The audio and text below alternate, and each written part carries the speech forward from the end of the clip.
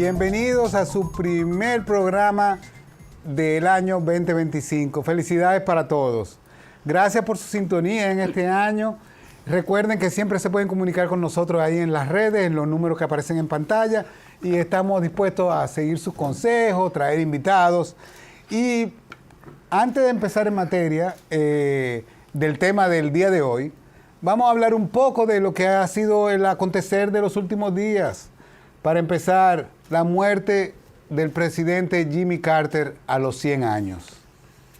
Y además de ese balance, lo que ha ocurrido aquí en el año que despedimos, con relación a la importancia del turismo. Hay que saber lo que presenta para el país, recibir 11 millones de turistas. Y yo digo que hay dos cosas.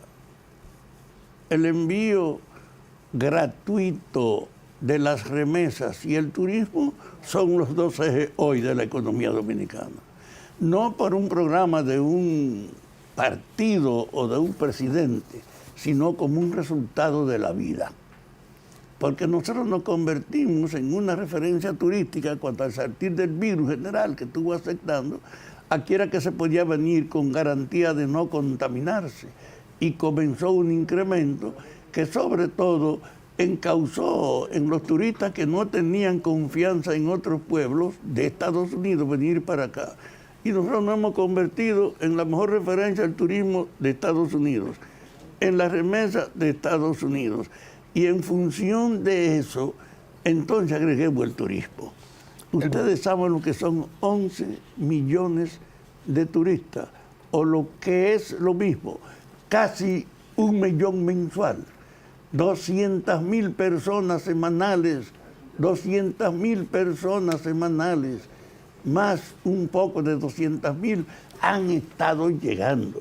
Entonces ya está marcado el futuro del país, tiene que ser consolidarse como ese atractivo turístico. No, un atractivo turístico, Fafa, que ya representa el 20% del Producto Interno Bruto del país. Oh, claro. Que produce una cantidad de empleo inmensa. 1 de cada 5 pesos producidos es del turismo. No, estamos hablando que en turismo se emplean 946.000 empleos de manera indirecta o directa. O sea que prácticamente un 10% de la población, un 9% de la población está dedicado su esfuerzo a trabajar en el sector turístico.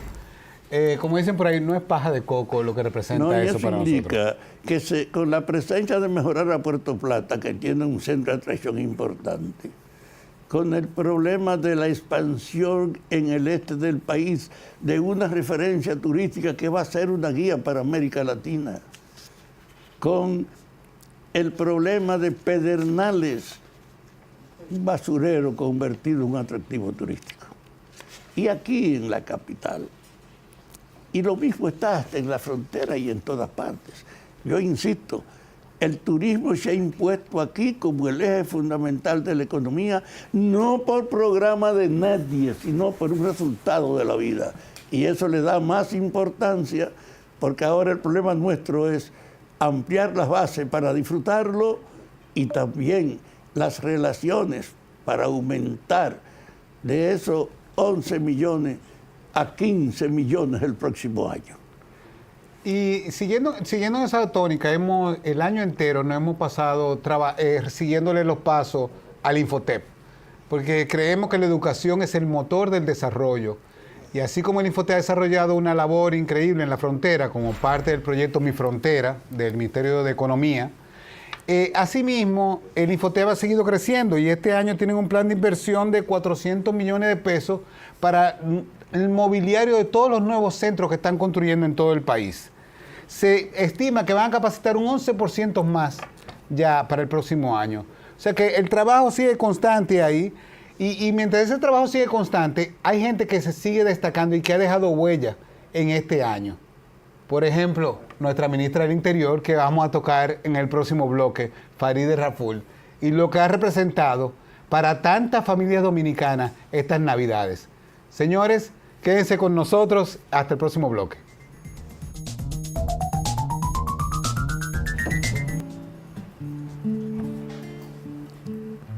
Buenas noches, amigas y amigos. Comenzando el año, hemos hecho una selección especial, la de un vecino mío, con mucho orgullo, que es además que ha sido vicealmirante de la Marina de Guerra y que su experiencia en los análisis estratégicos y temas internacionales nos permiten comenzar hoy con un aspecto que ningún programa he visto ha podido tratar. Ese elemento de los acontecimientos de trascendencia que han ocurrido, podemos tratarlo con él, porque además, comenzando el año, eso es mirando hacia atrás, él es también una expresión de cómo asumir ya este año que tenemos encima. Así es, porque él ha venido hoy a brindarnos una canción y yo quisiera saber, Roa, que tú nos expliques por qué esa canción. Después de. Después de, vamos a ver. Pido paz a los hombres del mundo. Pido a Dios que oiga mis plegarias. No iré al cielo por mis oraciones, porque somos culpables de la incomprensión. Violencia, rencores, miseria, ¿por qué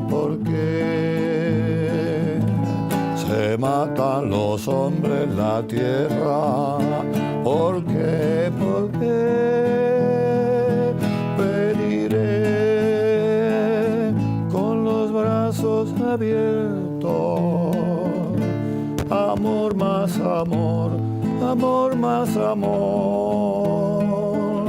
El mundo es de todos. Amor más amor, amor más amor. El mundo es de todos.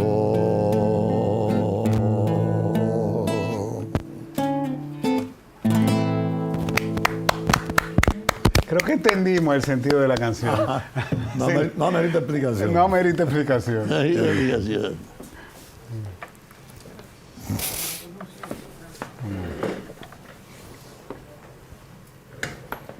Entonces, Mira, vamos... Aquí no está tu formación especial para la inteligencia. Yo hice mis estudios militares en el estado de Georgia.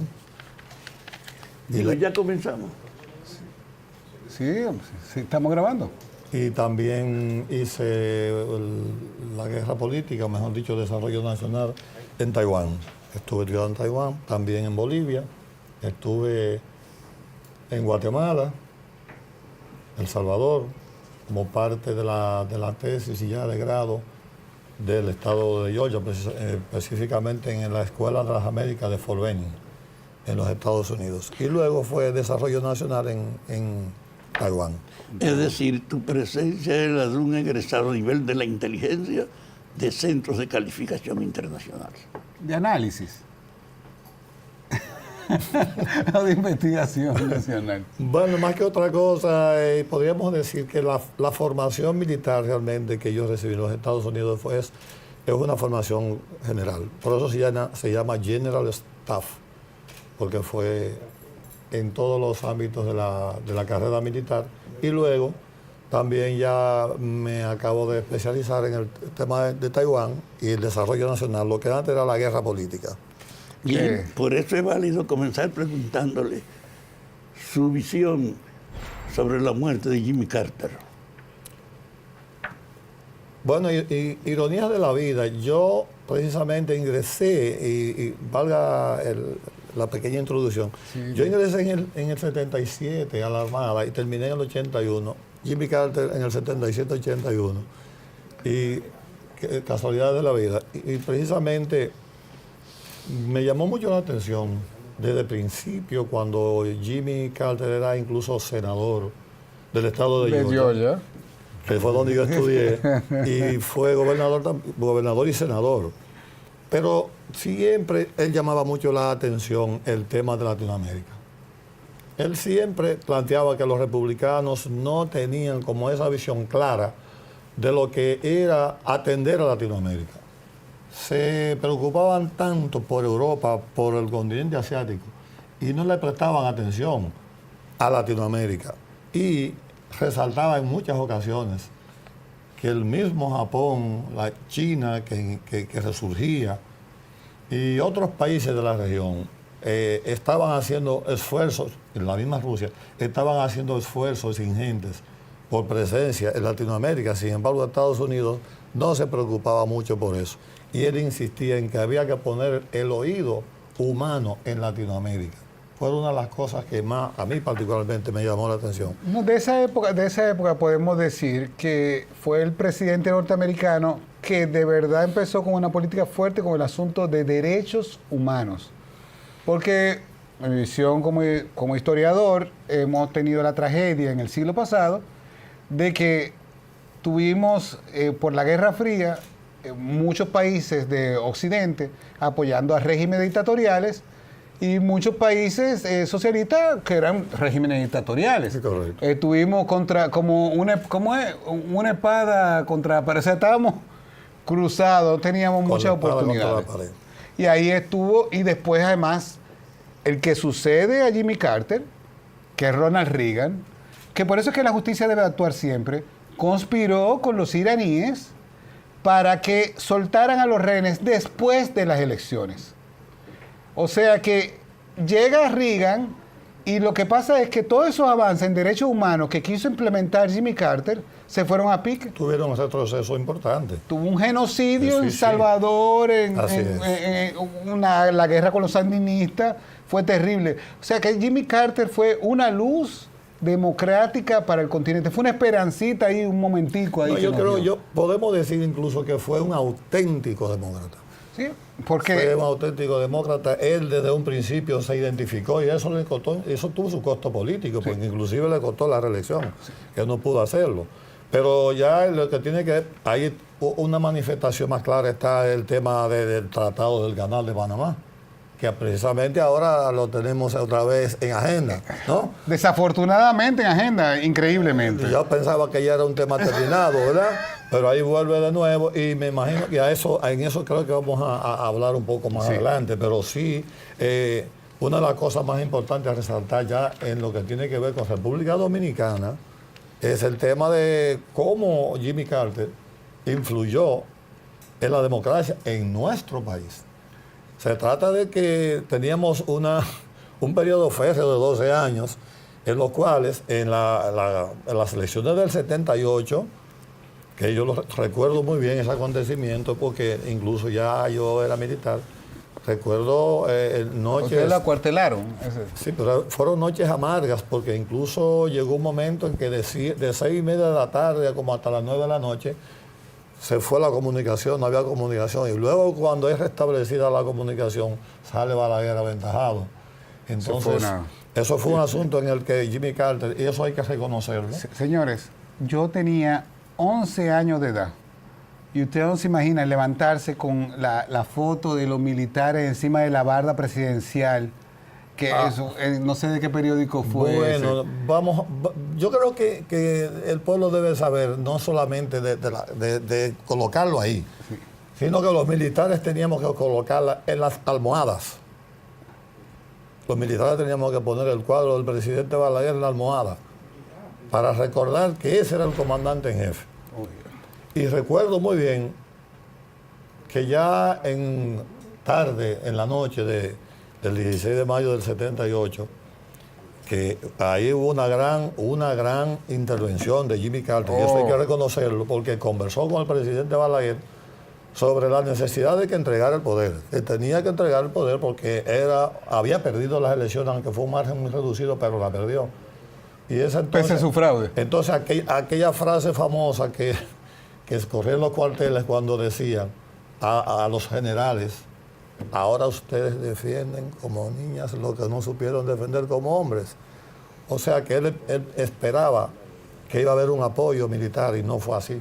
O sea, y esa transición fue tan importante y la historia tendrá que reconocer al presidente Antonio Guzmán, para mí, el padre de la democracia contemporánea. Señores, encontré coincidencia con mi amigo. Es el verdadero padre de la democracia dominicana.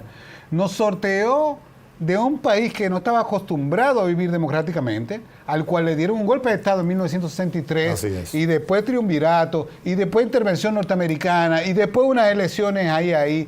O sea, nosotros no venimos de un espíritu democrático, y ese hombre, después de los 12 años sangrientos, nos llevó a mi padre no cayó preso. Primera vez que no había caído preso mi padre fue con el gobierno de Antonio Guzmán, después cayó preso con muchísimos.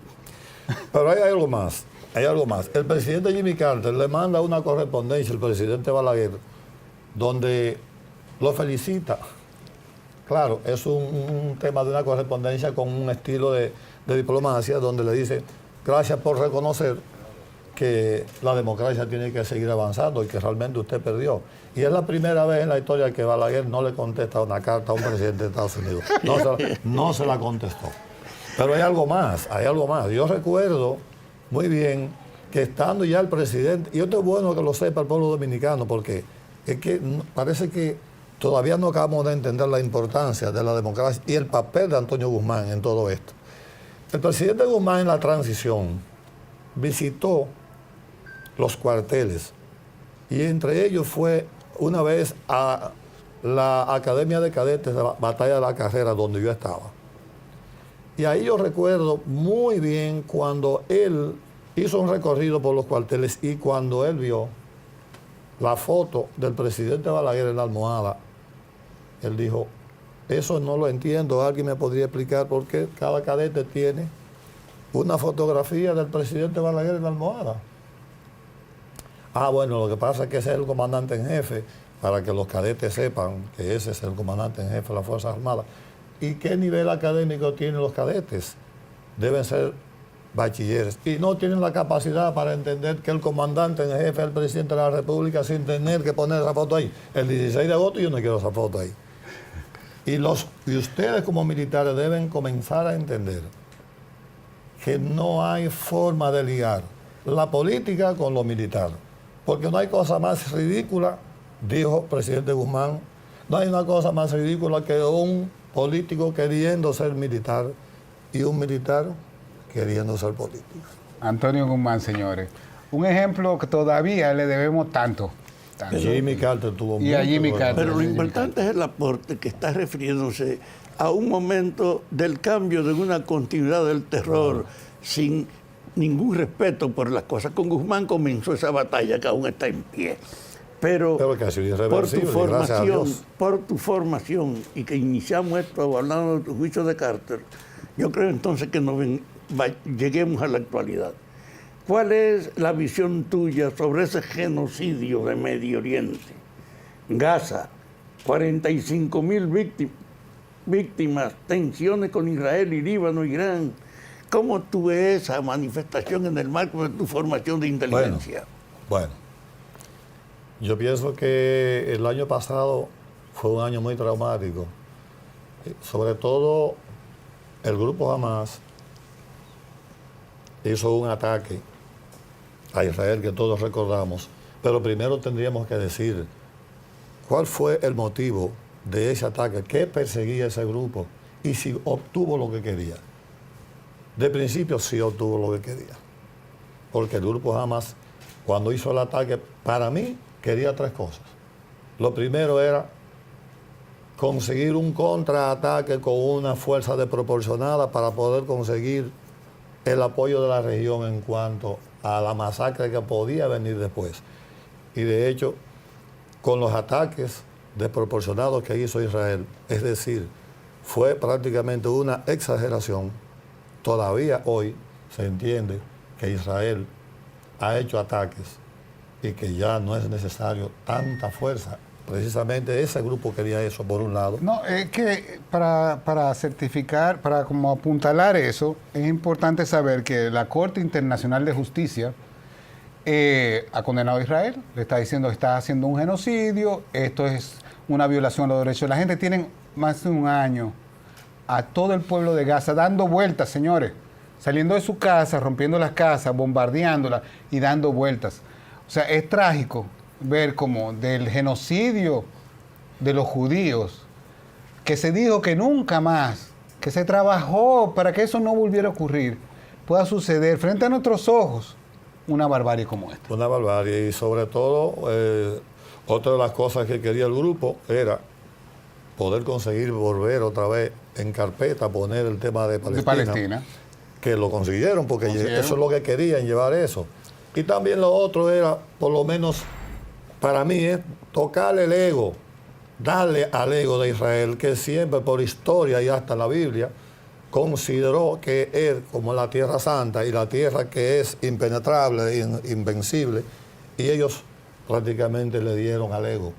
O sea, sí, porque se creen los elegidos de Dios. Entonces, y en base a ser elegidos de Dios se sienten con el derecho de someter a toda una población a unas condiciones de apartheid. Pero eso no es lo que dijo Dios. No, y le dieron a ese ego. Con Israel se dio este problema. Tiene fundamento por la tradición del cristianismo de que ellos son el pueblo de Dios, pero se han comportado como el jefe del infierno. Exactamente. Entonces, precisamente por eso, cuando ya Israel se está dando cuenta, inclusive, que a lo interno también tiene problemas de popularidad, que a lo interno tiene grandes problemas económicos. Económicos graves, y que graves, no se mencionan. Sí, pero están graves. Hay una salida de capitales y de inversionistas terrible, porque nadie quiere verse asociado con un régimen así. Y no solamente eso. ¿Y qué pasa con su propia población? Que está viviendo un infierno.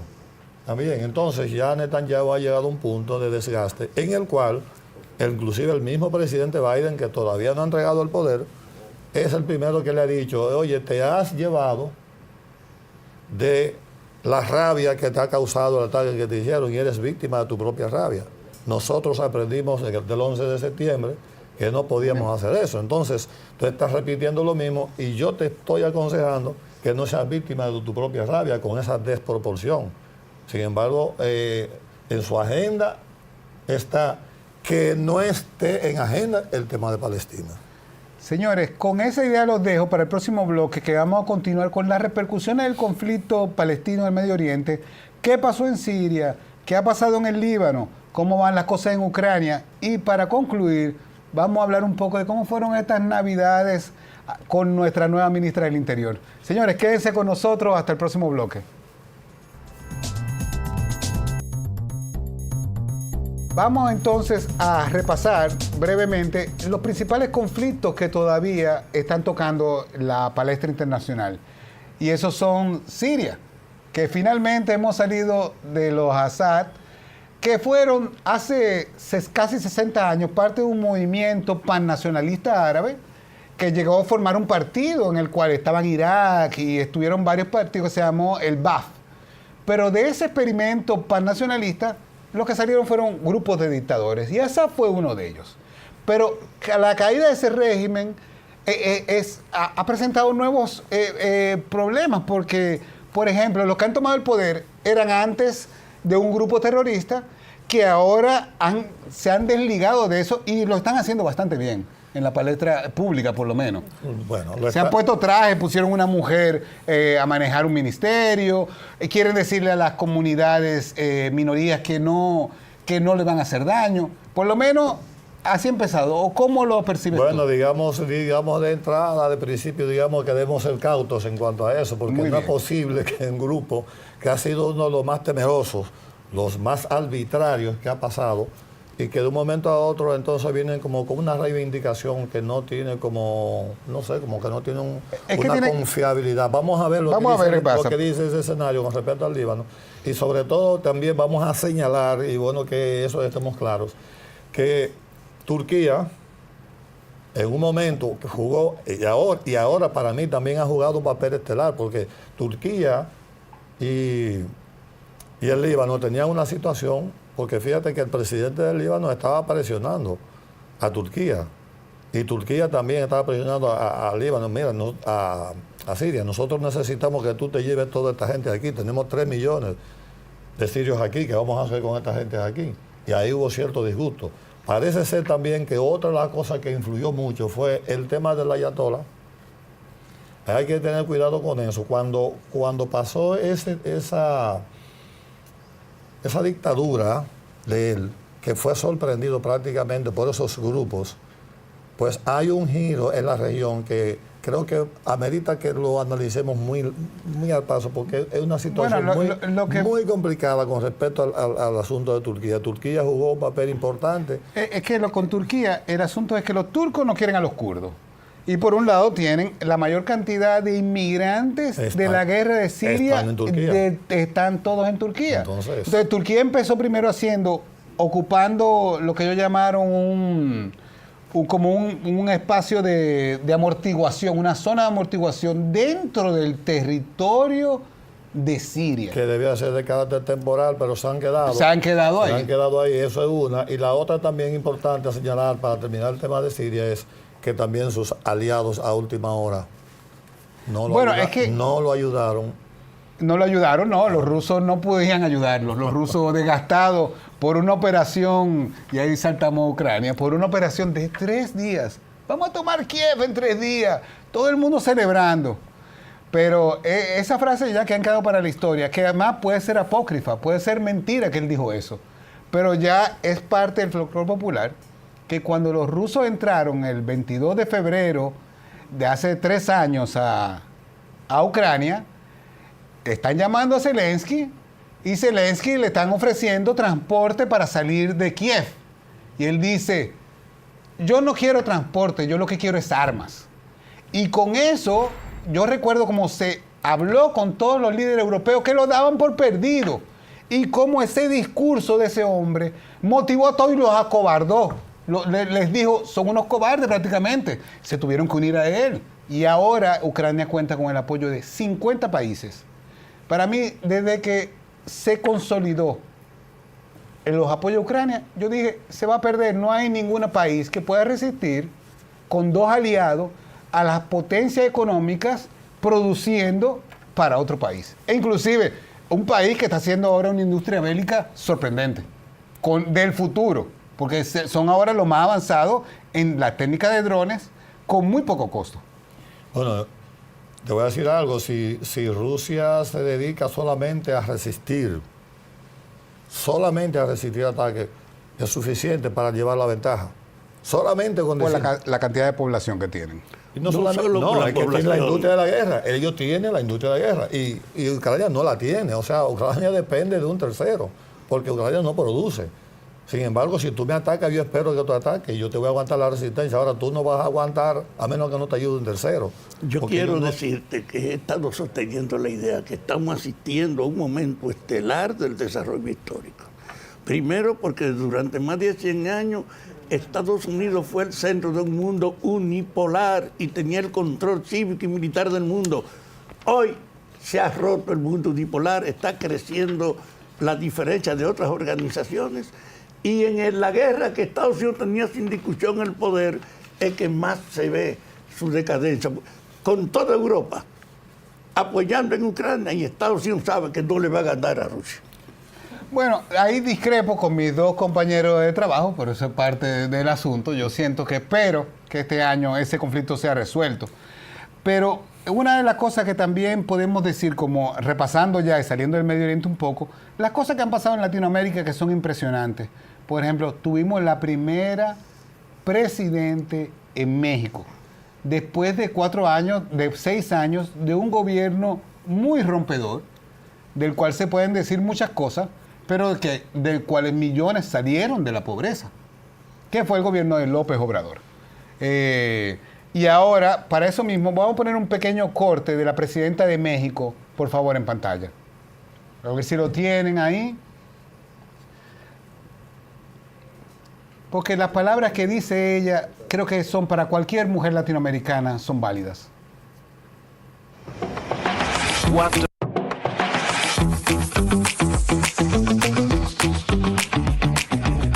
Es tiempo de mujeres y de transformación. Y también aquí lo quiero decir, eso significa vivir sin miedo y libres de violencia. Y desde esta tribuna le digo a las jóvenes, a todas las mujeres de México, no están solas.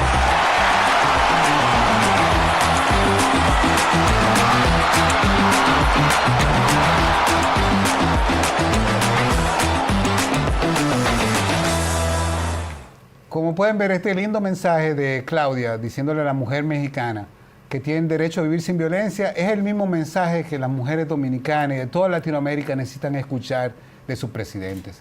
Tenemos que cada vez más luchar contra ese flagelo del feminicidio y del machismo que ha llevado a que nuestras hijas, nuestras esposas estén en riesgo de cualquier persona que entiende que esa es la manera de imponerse sobre otras. Y bueno señalar incluso que México tiene un alto índice de resistencia a ese cambio. O sea, es una cultura machista que todavía puede verse clara.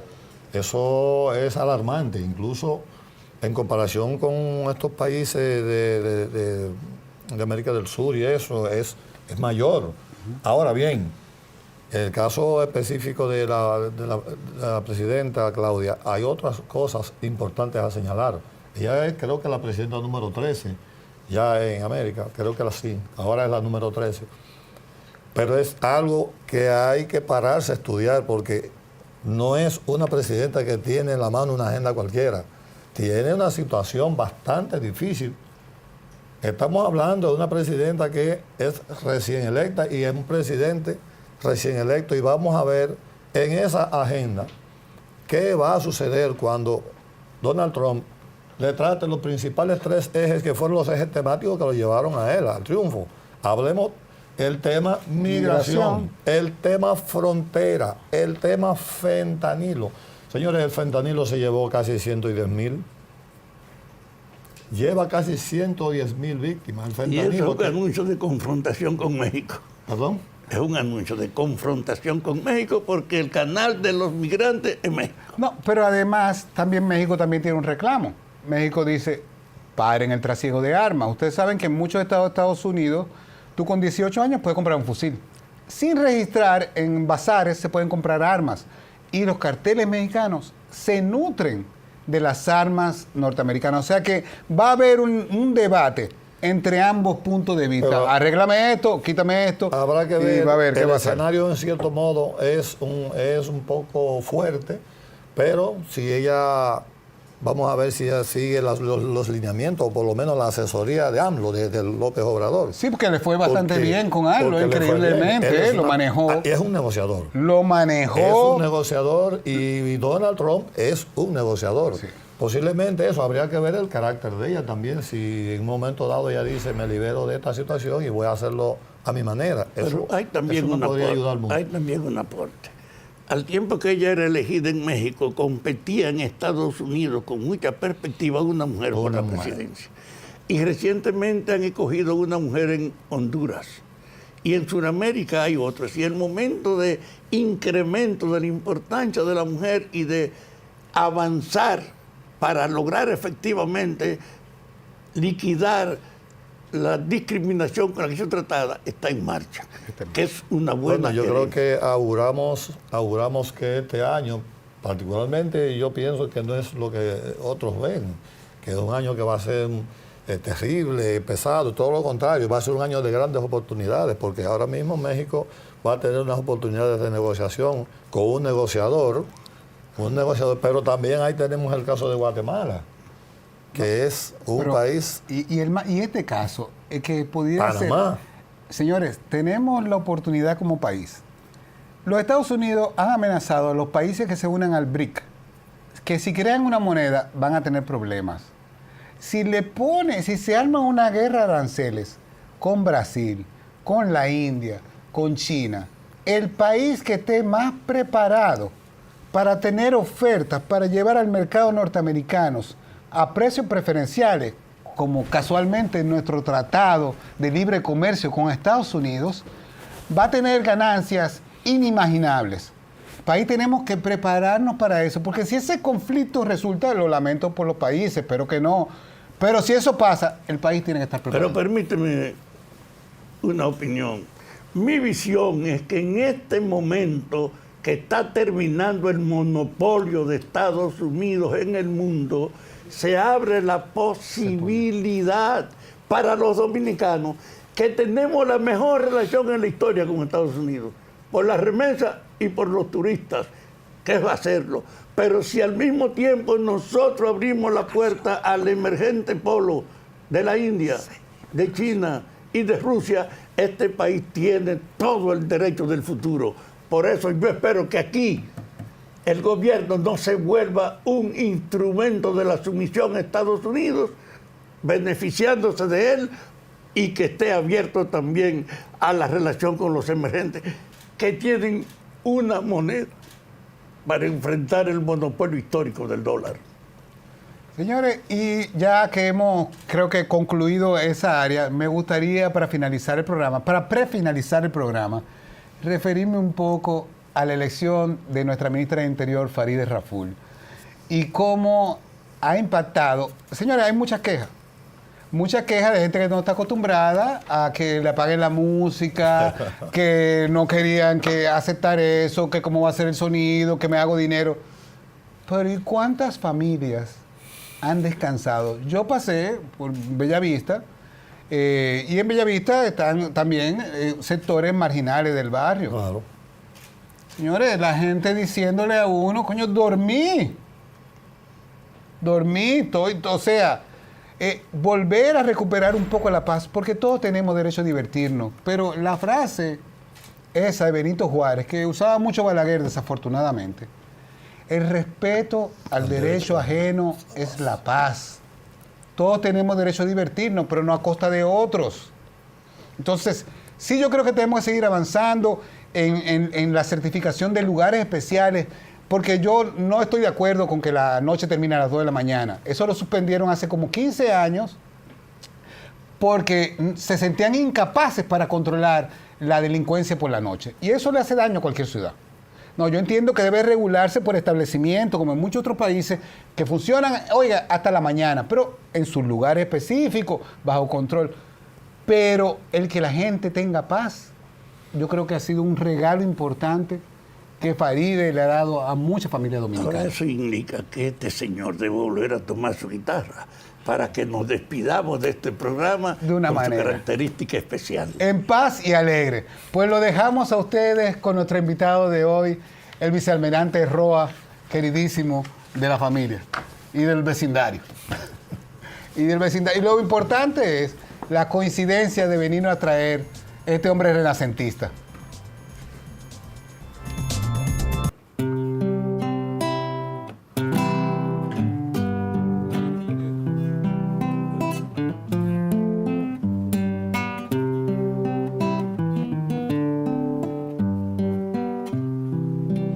Año nuevo que traes para mí, un poquito de suerte y no más. Hoy el mundo te quiere pedir que nos traigas tan solo la paz, esa paz que imploramos a Dios y que tanto nos hace vivir, nos traerá la aventura mayor. Entonces podemos cantar y reír. Año nuevo, vida nueva, ramillete de azar. Quiera Dios que en este año al fin lo puedas lograr. Mi Quisqueya, relicaria, este pueblo encantador, donde el hombre es visionario y la mujer es todo amor.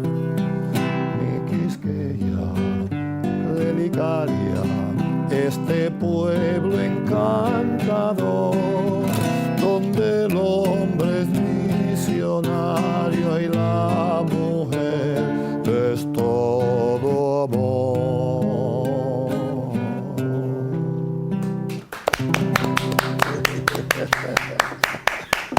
Bueno. Este programa sí quedó chulo, doctor. Me gustó mucho, coño. Qué bueno. Diferente y